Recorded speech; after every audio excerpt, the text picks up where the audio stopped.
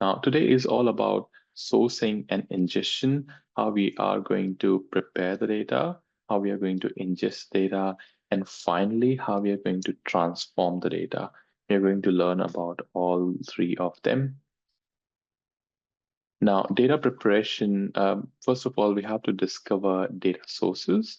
This is something we discussed yesterday during the discovery session, yeah, or I would say during the planning and architecture phase, where your steps to discover the data sources is, first of all, you interview the business stakeholders to understand the use cases, what is in it for the business, what are the different segmentations they want to activate within Data Cloud, if not segmentation, what else are they looking for to ingest and then to process. Because of the first session, you'll naturally have more information and you'll be inclined to have a discussion with technical resources, review any existing documentation to understand their enterprise architecture, enterprise data sources, entities, your attributes. We have to go deep into the field level attributes as well. That's what we call data preparation in Data Cloud. We will look at the data overlap. Multiple systems will have similar information, such as every system naturally will have an information about your customer. You might call it contact in Salesforce, subscriber in Marketing Cloud, customer in Commerce Cloud, party in some other external system, ship to or bill to contact in ERPs. There are different ways of calling the same entity for different systems for various reasons, but that's what we have to identify the data overlap across multiple systems. It can be a customer profile information, the example that I've given. It can be a transactional system, information coming from social media. There can be many, many systems, but we have to find the overlap and find the similarity in data. This will help us identifying the duplication rule, for instance. What sort of duplication rules do we have to process? What are the different attributes are we capturing? And what are the common themes across multiple systems we have? We should start small. Like when you're starting the data cloud project, the idea is to start small. We don't have to bring all the sources, all the data into data cloud on day one. The reason are twofold. First, it'll give your customer a quicker return of investment by going to market sooner, realizing the value of data cloud sooner. The second thing is you'll also be not bringing all the data and burning credits for the things which you don't want to utilize. So anything that you ingest will burn credit naturally in Data Cloud. We'll discuss about credits management or how the credits are being utilized, but just assume at this point in time that any activity that you do, ingestion, transformation, even sending data out of Data Cloud will burn you credits. So the more data that you bring in will burn you more credits. Hence, the best practice is to bring only the data what you need, to bring only the data based on your use cases. So you're limiting your credit usage for ingestion and keeping it for later when it's necessary. You bring the data and build up data cloud. That's why start small and bring only the data which is required for the use case. Data dictionary. We need to create a data dictionary. I do have a template for that, which I'll share with you in a few minutes. But data dictionary is quite important. It's an inventory for all your data sources. It can be in an Excel file, it can be in a Word file. It doesn't really matter as long as it captures the necessary information, which is what are the different sources do you have? What are the use cases? What are the objects or entities in those data sources? What are the attributes in those data sources? And much more information. This document will become your go-to document for anything and everything. You'll usually get a sign off on the same document from your technical teams across a different organization to agree on a common mapping, matching rules, and the ways you're going to integrate with the external sources. The document also provides data governance process around data quality, availability, volume, and data flows. Within the document, you'll be able to define what's the volume, what's the availability, how the data will flow into Data Cloud, and centralize it in one place. You should build and maintain the documentation for each source added to Data Cloud. Be as thorough as possible. So it's every source is important. Doesn't matter if it's Salesforce CRM, which is a very easy connector, or it's AWS S3 or Ingestion API or website. The aim is to document every data source in as much detail as possible. When you do that, it will first of all build up a visual view in your head, what's going to happen. It will help the stakeholders, the external stakeholders who are not well versed into Data Cloud or data platform in understanding what is happening and we are on the right track. But it will immensely help your developers when it comes to configuration. When they are in the configuration stage, they will have a document to rely on. They will have a look at it and they can configure accordingly. So less surprises. The more information you have in your design document, in your data dictionary, the less surprises you're likely to face during the implementation phase or during the configuration phase. Recognizing and highlighting shared data points and considerations for possible matching conditions. Like we discussed before, there will be an overlap for multiple data points, especially your customer information across different platforms. You may call it with a different name, but it's very important to understand your data for matching rules. And the last one, we need to document the database relationships, the primary and foreign key, any relationship that you have within Salesforce CRM, relationship that you have outside of Salesforce CRM using the integration, that all needs to be considered in the data dictionary. Right, I'll move on to the data dictionary. This is a template. You can twist, you can turn, you can change the format, you can use it in an Excel, in a Word. It's totally up to you. We have created this template to provide you an understanding how we capture the information in data dictionary and how we go about from one step to another to another. So the first part is the Data Cloud Data Dictionary overview. It proposes the introduction about the workbook, the different tabs that you have, the different sheets that you have within the data dictionary, and what is the reason for having them. Then your row 8 is use cases. You have a sheet called use cases where we capture the use cases that we want to achieve within Data Cloud. So everything is centralized. Your use cases, which will build up your data sources, which will build up your mappings, which will build up your transformation. So it's all in just one sheet. You go from there to set up and understanding the data sources, data streams, which is ingestion, your data mapping, identity resolution, segmentation, and activation. Now, use cases, this is something we discussed yesterday. The use cases, day before yesterday, the use cases are similar, where you have the use case number, the priority of the use case. Again, anything, it's not set in stone. You can add new columns, you can remove a few columns depending how you would like to run a discovery workshop or how you would like to build up your data dictionary. Then you have a use case and a use case definition, which goes into details of what we would like to achieve. Then you have attributes for the user story, such as the attributes that we want to send out of Data Cloud from using these use cases. Where are we going to activate the data?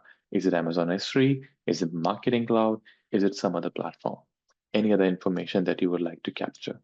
So this gives you an idea of what is a use case, what is the outcome of the use case, what are we looking for? In this case, we are specifically looking for sending an email address outside of Data Cloud.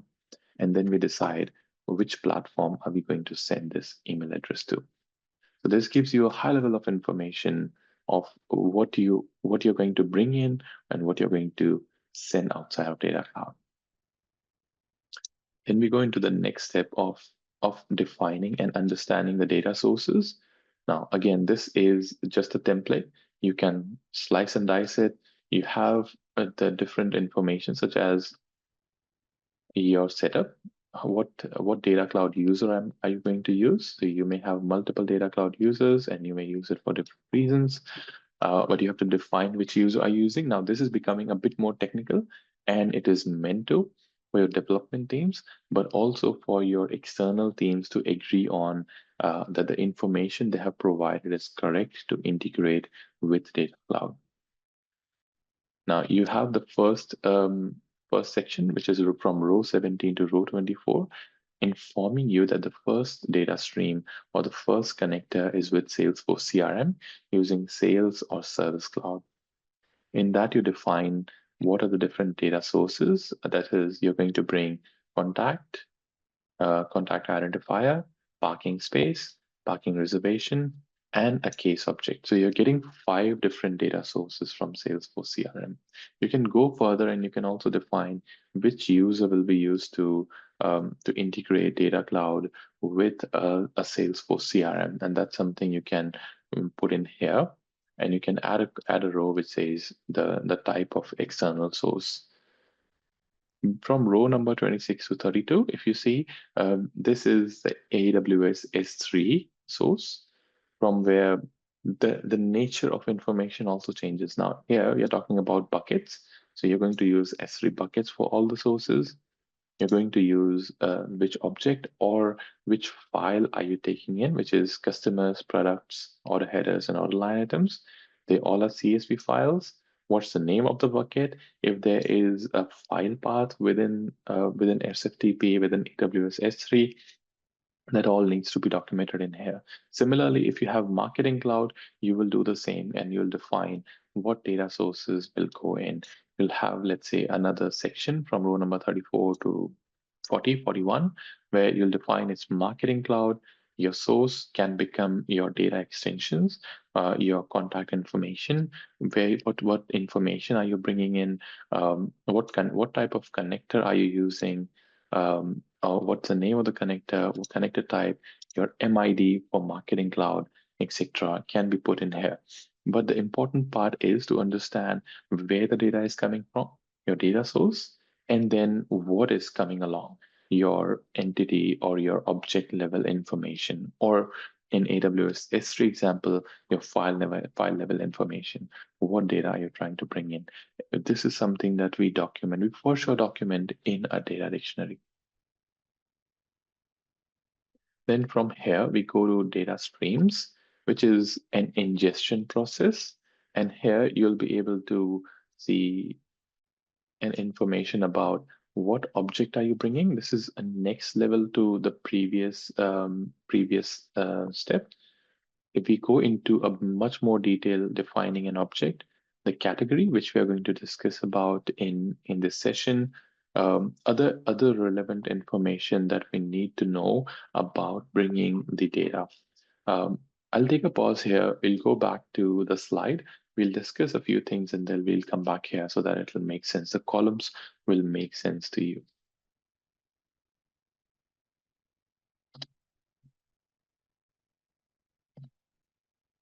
Now, let's talk about ingestion. We had a look at it day before yesterday. What are the different ways you can bring in data into Salesforce using standard connectors for your Salesforce products, standard connectors for your SFTP and cloud storages. You can configure web and mobile SDKs, APIs, and you have data connector using MuleSoft Anypoint platform. The intent here is the steps involved are, first of all, you define a connector, your connector which gets the data from your data source, from your external data source, the thing that we just discussed right now. The connector can be standard, such as these coming out of the box. They can be custom, which is using MuleSoft Anypoint platform, using APIs, using SDKs, which requires a bit more effort from both the sides, from data cloud front, but also from your external system point of view to push the data into data cloud. But irrespective of that, the first step is to establish a connection, a successful connection between data cloud and an external system. That's option one. That's step one. After that, we define how we are going to bring the data. Is it going to be a batch ingestion or a streaming real-time ingestion? Sometimes this discussion is not even up to our hands. For instance, if you talk about bringing data from SFTP folders, it's always going to be a batch ingestion because SFTP folders or cloud storages will store the files. They'll never be able to perform an event-driven architecture. Hence, there's no discussion of bringing a real-time data from a cloud storage. So your cloud storage will always look forward to your batch ingestion versus certain other examples for your website, for instance.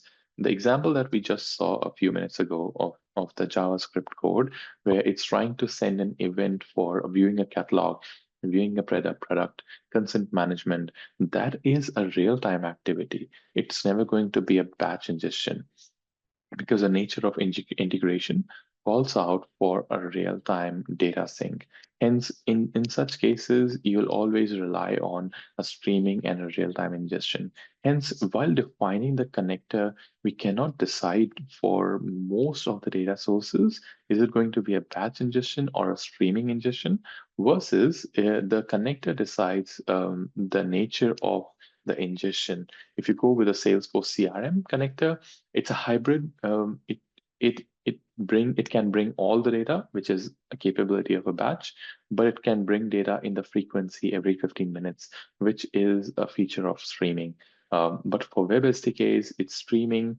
For cloud storages, it's batch. So your data sources or your connectors decide what kind of how are you bringing the data? Is it using a batch or a streaming?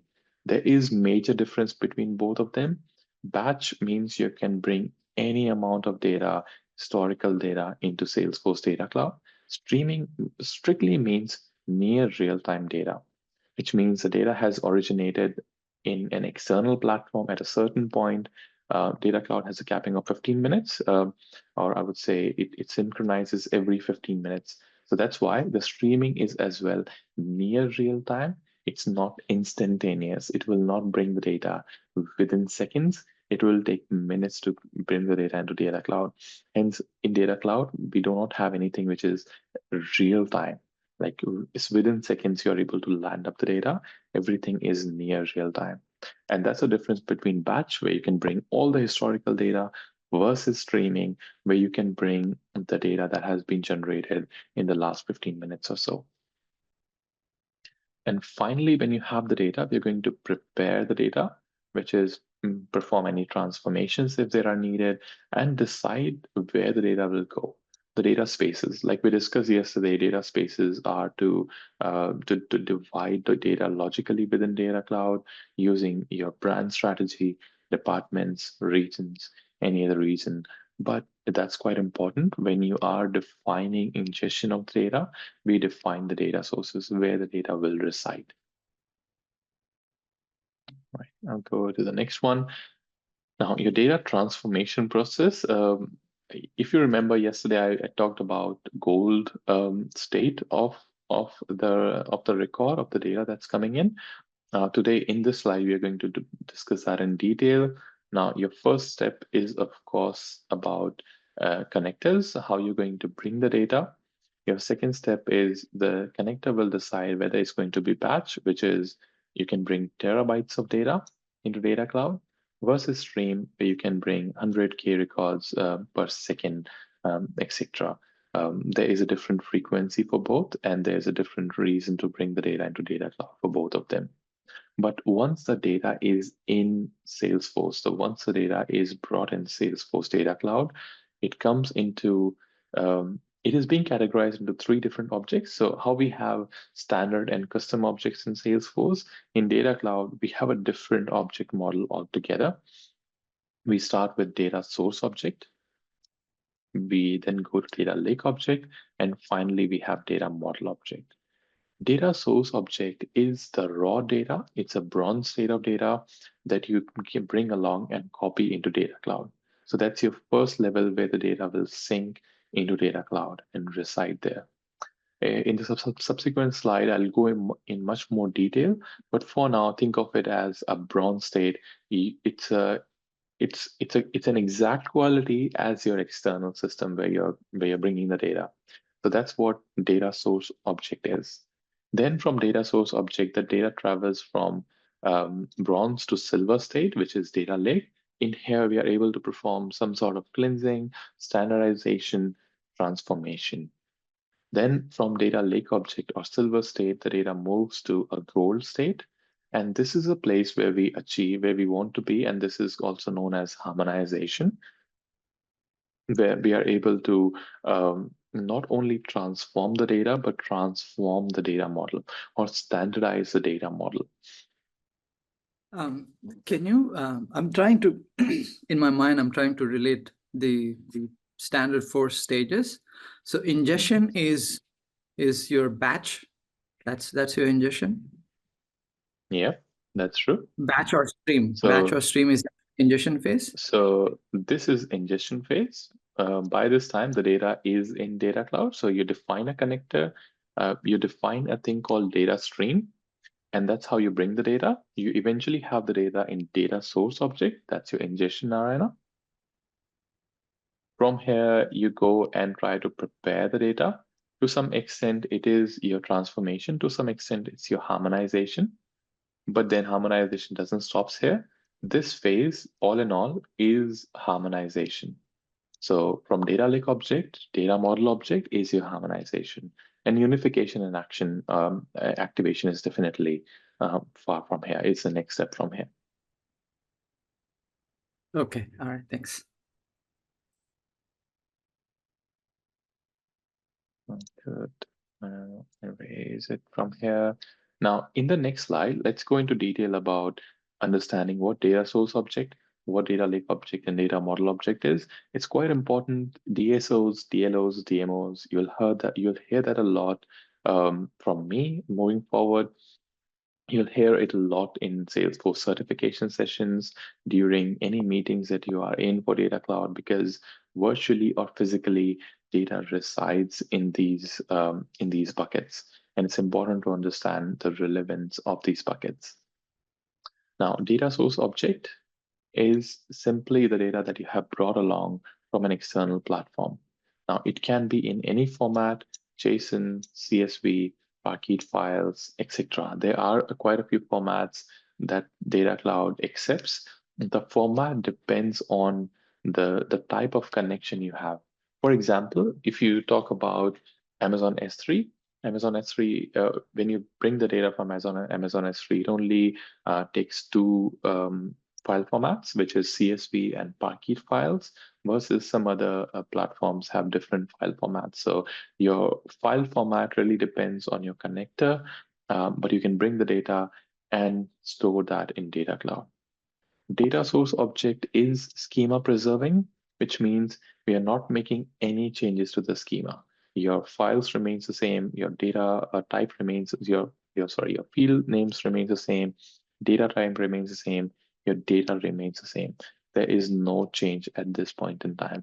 We are just replicating. Think of it like a staging object where we are replicating exactly as is from external system into Data Cloud. And at this point in time, virtual bring your own lake tables that also resides within data source object. So data source object is really raw. At times you can't even identify where data source object is within Data Cloud. It's that abstracted from an end user, but it is there, and it preserves the schema. From data source object, we move to data lake object. Now, at this point in time, the data is stored in Parquet files only, and it's a backend process. The data is stored within Data Cloud. This is an additional information, but not necessarily you'll realize the difference between a Parquet or a CSV once the data is being ingested into Data Cloud. But at this point in time, Data Cloud has decided to store the data in a certain format. So you have seen Data Cloud has started making changes into the format of the data. Even the schema is enforced at this point in time. And there are certain transformations which you can perform when the data is moving from data source object to a data lake object state. And that's where we are defining or enforcing the schema. We can change the field names. We can change the data type that we have received from an external system. We can apply new formula fields. We can change the structure of the object from normalized to denormalized, denormalized to normalized, join tables, etc. At this point in time, we are enforcing the schema. The schema is changing from how we have received it from our source system. We also define the categorization of the data.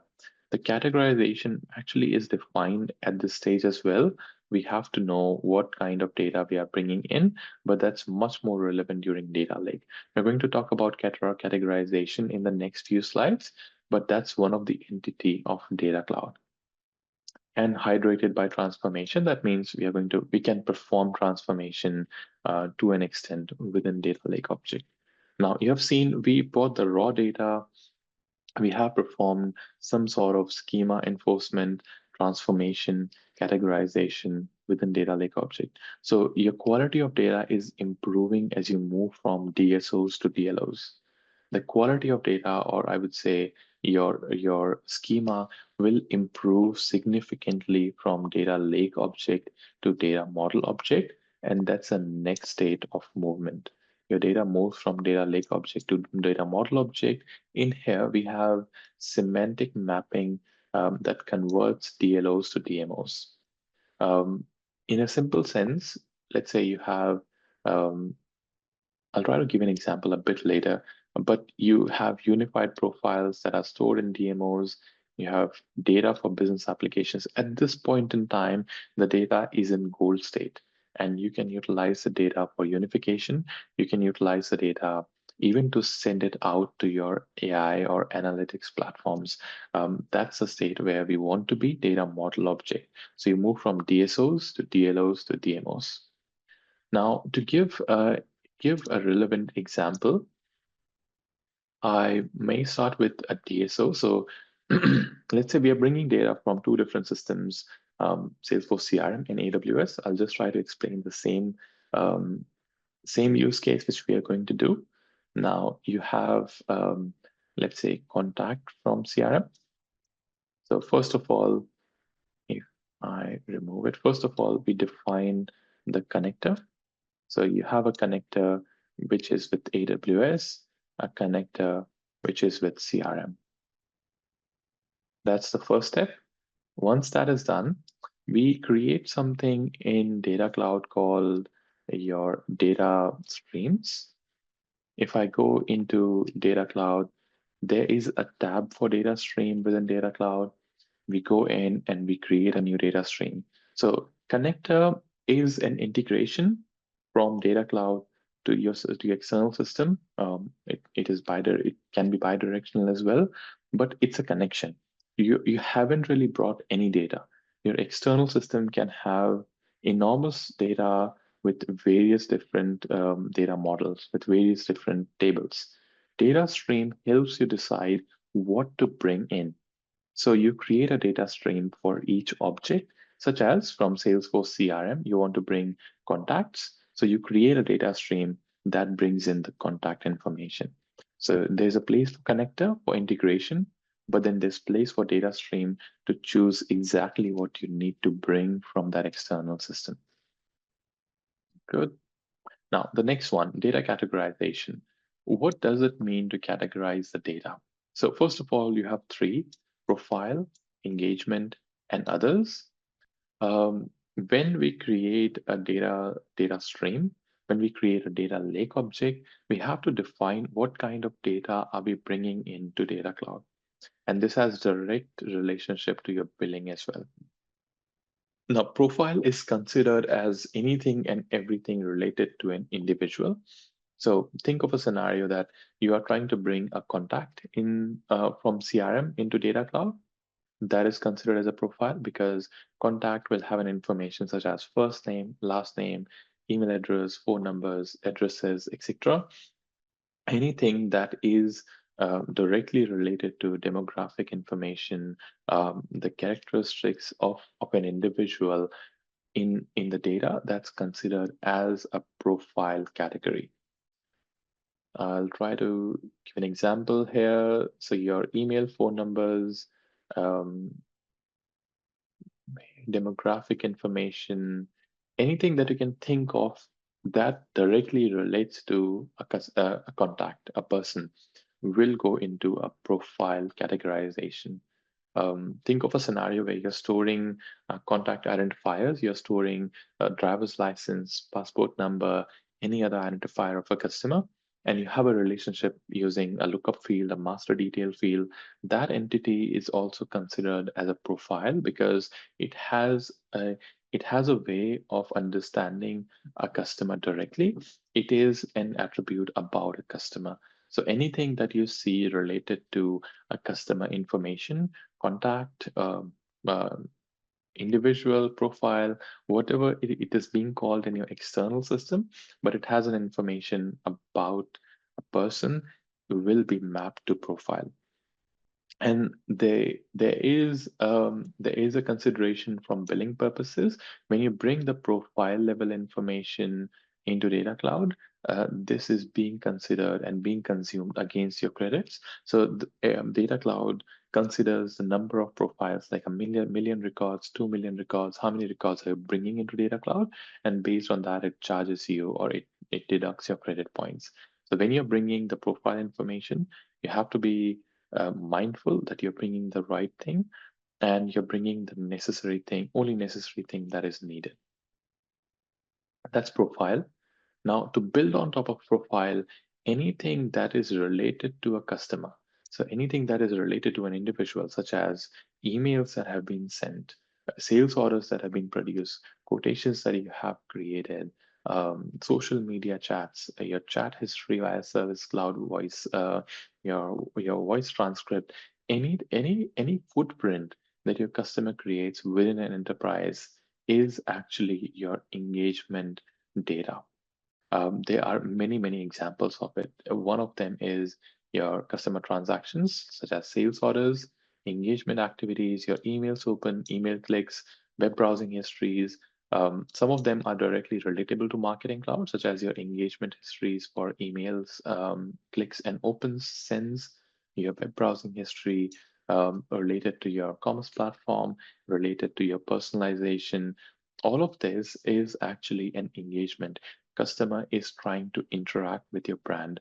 Customer is trying to or you're trying to interact with the customer, vice versa. That's what it's been called engagement. And any kind of data that we bring in into Data Cloud as such should be considered as engagement. You for creating an engagement data, there are certain mandatory items. For example, you need to have an event date. Now, any engagement, if you think of it, will have a date related to it. If you think of a sales order, you'll have a sales order created date or order date. If you think about an email, you'll have an email send date or email click date or open date. If you think about a web browsing history, it will have a date and timestamp at what point in time customer visited which page. So engagement is pointless without an event date. Hence, this is a mandatory field for you to bring in engagement data. So next time when you're thinking of ingesting, let's say, sales orders, you have to keep in mind that you'll need a mandatory field, which is a date time field, which defines the date of an engagement for that particular entity. Sales orders, it can be an order date, it can be a created date. And finally, you have others. Others, think of it as a supporting data. When you create a sales order or when you create a sales order line item, if when somebody purchases a product from you, there is a profile, which means who's a customer who's making this activity. You have sales order, which is an engagement activity itself, but then you'll have supporting items such as product or store, from which store they have bought it, product, what product they have bought it. And this is your master information. This is your other information, which is not related to profile. It is not directly an engagement, but these other categories help engagements or profile in some or the other way. In this example that I've given, your products is a supporting data model or is a supporting data to identify what exactly has the customer bought. And this is what we bring in as an other information.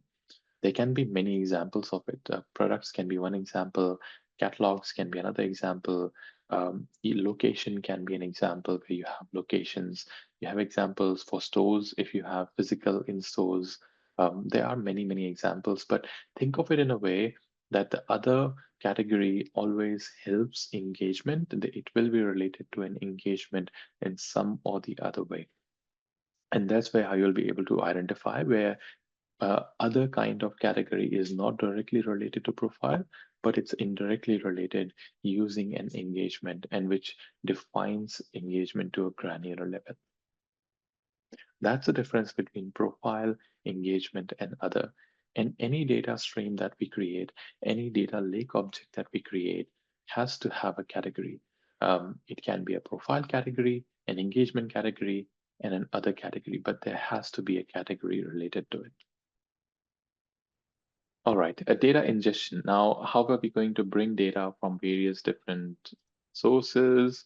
For Marketing Cloud, we do have a native integration with Marketing Cloud. Um, when we talk about Marketing Cloud, it naturally calls only engagement. So we do have a native integration with Marketing Cloud engagement. Yesterday, we had a look how we can go into setup Salesforce integrations, go to Marketing Cloud, and define a connection with Marketing Cloud. We can bring all the engagement data, such as your email information, when it was sent, open, click, bounce, etc. You can also bring in a profile level information, which is in your data extensions, which is in your contacts within Marketing Cloud. For CRM, we again have a native integration in two ways, using a Salesforce CRM connector or using a Data Cloud One connector for your multi-org strategy. You can bring any kind of data from Salesforce, as I mentioned, any cloud sales service loyalty, any other CRM object, be it standard, be it custom, you can bring that into Data Cloud. There is a pre-made bundles within Salesforce CRM. I'm going to give an overview, a hands-on exercise, how you can utilize a bundle and expedite your process of bringing data into a data cloud. Providing package capabilities. The CRM has package capabilities where if you have configured an ingestion once, you can spread across with other customers to expedite the process of ingesting a data, creating data streams, performing connectors with your package. There is an out-of-the-box integration with Commerce Cloud. You can define a connector. When you do that, you can ingest order information, the order data, customer data, and the catalog data from Commerce Cloud directly in here.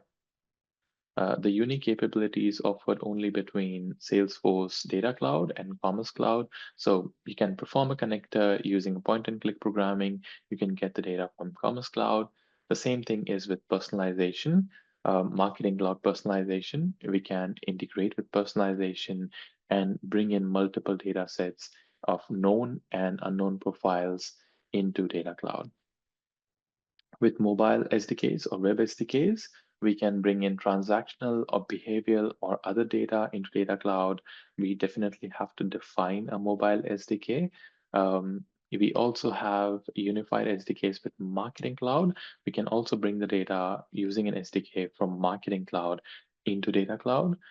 We can also integrate with journeys to get the data into Data Cloud. So there are a few ways, static and dynamic ways to get the data into Data Cloud from a mobile SDK directly via mobile or via the Marketing Cloud, the mobile studio. You have web SDKs, the example that we have seen before, where we can get the real-time information about the customer behavior from the website. What activities are they performing on the website can come across into Data Cloud. That can be utilized for personalization, creating a view within Data Cloud and sending it back to relevant systems. You can collect web behavior such as views, page views, product views, clicks, add to cart, form submission, watch a video. There are a lot more events which you can configure. There are standard events. You can also create custom events, which can bring the data from website directly into Data Cloud. Triggered actions based on real-time behavior on any channel. If you have configured in such a way in the website, the data can again find its place into Data Cloud. You have cloud storages. We can ingest data from any system via S3 bucket or Google Cloud Storage. When we say we can ingest data from any system, this means the systems which do not have capability to integrate directly with Data Cloud, if we do not have a middleware, or for any reason you do not want to put in effort in creating an integration between your systems and Data Cloud, cloud storage buckets provide a good segue where you can get the data from your systems either manually or automatically, put them into Data Cloud, put them into storage buckets as a CSV or Parquet files, and Data Cloud can start reading from the bucket. So you don't have to integrate to the systems. This can be a way of getting data into Data Cloud. Um, Data Cloud identifies automatic delimiters, data types, date time pattern detection. That's out of the box. So you don't really have to go in and configure like for like in Data Cloud. But if we have established the connection and we are fetching the file, it fetches all the attributes and it analyzes the data within the file and gives you recommendation of what data type should it be. When we'll do hands-on and we'll get the data from AWS S3, we'll be able to realize that furthermore. Ability to transform incoming data easily, that's possible with Data Cloud. You have a high watermark tracking to allow only reading new files. You can configure to read only the new files that are being uploaded onto the cloud storage. That has been one of the things where we have to perform automations in middleware to understand the last timestamp run that has happened, only pick the files after that timestamp. You can configure that within Data Cloud. And you can also customize the scheduler. I think you can schedule an ingestion from 5 minutes to a monthly basis for a cloud storage. That's the flexibility it gives you to ingest the data into Data Cloud. And then you have APIs. You have ingestion APIs to get the data into Data Cloud. The APIs can work for both streaming and bulk scenarios. Bulk means you're loading millions of records or thousands of records, versus streaming means you want the data to be landed into Data Cloud in near real time. There are some differences between streaming and bulk API. Streaming mainly does a micro batches of records updated in near real time, versus bulk APIs brings a large amount of data moved on daily, weekly, or monthly basis. You have source system that should be built with a modern architecture. Your system should be capable of streaming an API to performing an event-driven architecture, where if a certain activity has happened within an external platform, it should be able to send the data into Data Cloud with that modern architecture. If I take an example of Salesforce, we have change data capture. If you take an example of MuleSoft, it is an event-driven middleware where it can expose events to external systems, subscribe to events, and then take action on it. That's what's really needed to build a streaming API. Versus for bulk API, any systems, including the legacy systems, can integrate, where the aim is to send the data in non-peak hours. It's not a near real-time activity. You're sending bulk of the data into Data Cloud at certain times and events. Examples are change data capture or data from webhooks for streaming APIs. For bulk, it can be to backfill any data. So you're backfilling the data for last 30 days, 60 days, 90 days, last 5 days, anything that includes a bulk volume of data is usually gone through a bulk API. With streaming API, the data updated into individual profile. Even with bulk API, we can bring the data for profiles, for events, for others, for any kind of category that we like. It's just a different business use case, whether you're looking for a near real-time data based on the use case, or you're trying to bring historical data or bulk of the data every week, every month, and that data is not critical for it's not time sensitive, it's not critical for the activities that needs to happen within Data Cloud.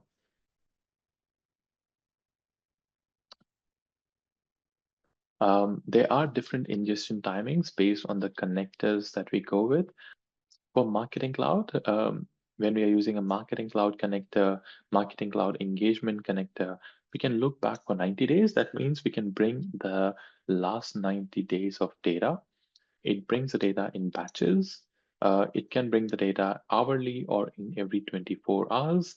It can bring the data with a full refresh. So every time you run, we run a schedule, it can just do a full refresh, delete everything, ingest everything again, or it can do an upsert, which means anything that has changed, only update those records or create those records. With CRM, there's no limit for the look back window. You can bring any amount of data for any period of time. The data delivery is in batches.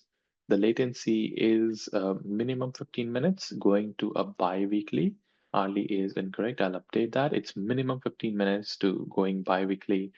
The refresh mode again is same, full refresh or upsert. For most of them, the refresh mode is similar, upsert or full refresh. With cloud storage files, you do not have anything as such look back window because these are files you can ingest whatever is available in the file. So there's no look back window. Anything that you have in the file, you can ingest it within Data Cloud. The data delivery is, of course, batch. The latency starts from 5 minutes, goes to a monthly basis, and it does again have the same thing, upsert and a full refresh. For Commerce Cloud, you can look back for up to 30 days. You have a data delivery as batch. There is a different latency for the different kinds of data within Commerce Cloud. Your sales orders, your sales order customer information is hourly. Anything else is daily. Like we do not really change truck information, catalog information within Commerce Cloud frequently. Hence, any other supporting information can be synced on a daily basis versus your sales orders, your customer information can be synced on in an hourly basis. And it also has different refresh modes. So for sales orders, it's always a full refresh. For anything else, it's an upsert. Marketing Cloud personalization, because it's based on the user behavior. It's always near real time. You can realize the look back window is 0 days, which means there's no look back window at all. You get the data in near real time from Marketing Cloud personalization. You get the profile information in every 15 minutes. You can possibly get the event and engagement information every 2 minutes. Salesforce doesn't really guarantees 2 minutes, it guarantees minimum of 15 minutes for every interaction in near real time. And the users is an upsert. So anything related to a profile information is an upsert. Anything else, such as your events, your engagement, is always an insert. So you'll never get two events of the same kind ever. There'll always be a difference, at least of the event time, which differentiates the events. Your ingestion APIs can be a batch, can be streaming. For batch, again, there's no look back window. You can ingest the data as much as you like. The data delivery can be near real time, can be batch as well. For near real time, the latency is 15 minutes. For batch, there's no latency. You decide when you need to call an API. It's an on-demand API. The refresh mode, however, is always upsert with an ingestion API. With web and mobile SDK, there's no look back window. It's near real-time events. Again, your user profiles can be synced on an hourly basis. Your engagements can be synced every 15 minutes. And finally, you have MuleSoft ingestion. It's called near real time, but it's really on demand. whenever you're going to call the MuleSoft, whenever you're going to call the ingestion API via MuleSoft, it will find its place into Data Cloud. There could be a latency of up to 15 minutes if you're using a streaming ingestion. It can be a bit more or less depending if you're using a batch ingestion.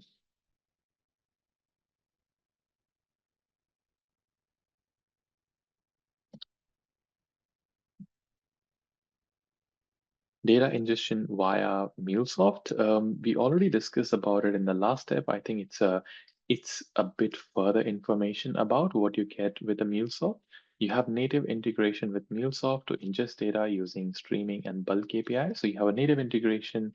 You do not have to, you just have to perform a point and click configuration within MuleSoft. You don't really have to go in and define authorization, authentication, endpoints, and start from scratch with MuleSoft and Data Cloud. MuleSoft opened an ecosystem for 250 plus out-of-the-box native connectors. Like we have seen yesterday, we went to the data dictionary, data connector directory.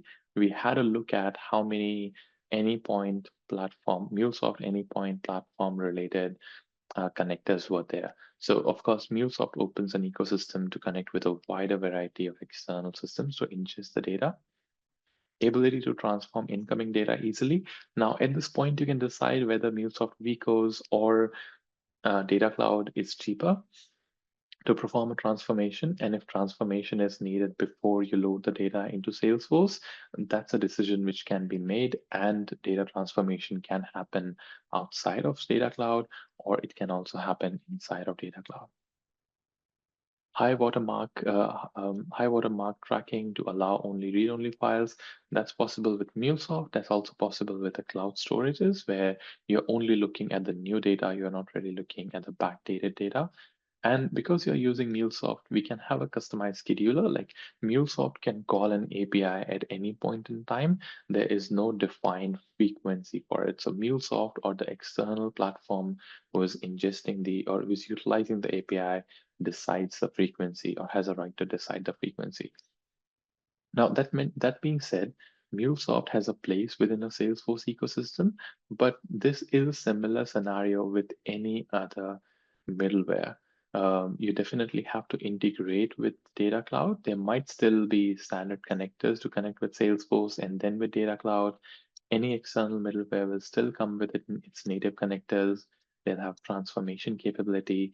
They'll have customized scheduler and high water marking. The difference is MuleSoft is a Salesforce product, and it has certain connectors pre-built with Data Cloud. But this narrative is equally relevant and applicable for any other middleware if you have that in your enterprise. Data transformation is a specific tool to transform data within Data Cloud. Depending on what kind of data have you received, is it using batch or is it using streaming? You have two different ways of transforming the data. The batch transformation gives you a visual builder where you can go ahead and perform transformations with point and click configuration, versus streaming transformation gives you an SQL format where there are a very few things which you can do when you're streaming the data. I'll explain it in detail when we are performing hands-on. We are not going to do hands-on on a streaming transformation. We definitely are going to do hands-on on a batch transformation. And as the name says, if you have received bulk of the data, you can do a batch transformation. If you're receiving data in near real time, only streaming transformation is possible. It's used to create repeatable series of operations to transform the data. You configure it once, you use it again and again and again. If you have a new data in your data streams, in your data lakes, in your data sources, you can use the same transformation to perform the same steps again and again and transform the data based on your needs. Full refresh of data on schedule basis. You can perform a transformation for full refreshes or upserts. You can choose to perform a transformation when and as you like. There is one consideration, which is your target data lake objects cannot be same as source data lake objects. So if your source is contact, you cannot transform and push the data back into the same DLO, which is contact, it has to be a different data lake object. An example is use of data normalization. We normalize the data, we don't denormalize the data using batch transformation. And think of normalization as you received all the data into one CSV file, such as your customer first name, last name, date of birth, primary key for the contact, email address, phone number. Now, this information is quite normalized for Salesforce CRM. We store the first name, last name, email address, and phone number on the contact record, versus that's not the case with Data Cloud. Data Cloud data model um, is heavily normalized, where you store the first name, last name somewhere else, you store the email address somewhere else, and phone number somewhere else. So you have three different tables to store the information, which can be stored in one table in Salesforce CRM. So that's why we have to perform some sort of normalization most of the time when the data is coming into Data Cloud. With a streaming transformation, it's an immediate transformation as soon as it arrives in DLO, because the whole purpose of streaming data, receiving a streaming data, is to take an action in near real time. Hence, as soon as the data is received, the transformation took place and the data is sent off for performing the activities that it needs to perform. So it's an immediate action. It happens in near real time. As soon as we receive the data, it runs continuously as a streaming process, picking up new or changed records. So it just runs continuously, versus the batch transformation is something which we have to schedule or which we have to orchestrate. There can be many examples. An example of a streaming transformation is you receive the data in a near real time, let's say about clicking on a product, and you want to perform a transformation into changing that product or adding further values of that product that you haven't received from your source. You'll receive bare minimum information as part of streaming to make your message light. So you may receive an information about a product ID, but you do not have the product name. So such transformations are being done using a streaming transformation. The differences are streaming acts on the data as soon as it arrives. Batch does a full refresh. It's a repeatable process. It can be scheduled or manually triggered, but the batch runs on the holistic data. It can run on millions of records, versus streaming transformation is for a limited set of records received at that point in time. Streaming only works with data lake objects. Batch transformation can work with data lake objects and data model objects. If we need to transform data even after harmonizing, even after mapping into data model, that is possible with batch transformation. Can use all data in the source DLOs, can use all data in the source DLOs and the source DMOs. So of course, it only works with DLOs. So you can only bring the source from a DLO. Because this works with both DLOs and DMOs, you can get the data from both data lake objects and data model objects. So it really depends how you're bringing the data that decides whether you're going with a streaming transformation or a batch transformation.